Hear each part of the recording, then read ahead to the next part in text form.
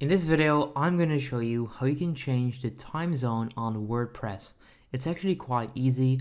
Many people show you to download extensions and all of that, but all you need to do basically is go to your dashboard.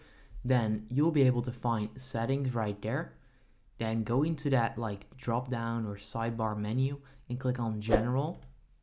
If you then scroll down on this page, you should be able to find time zone, which for me is right there.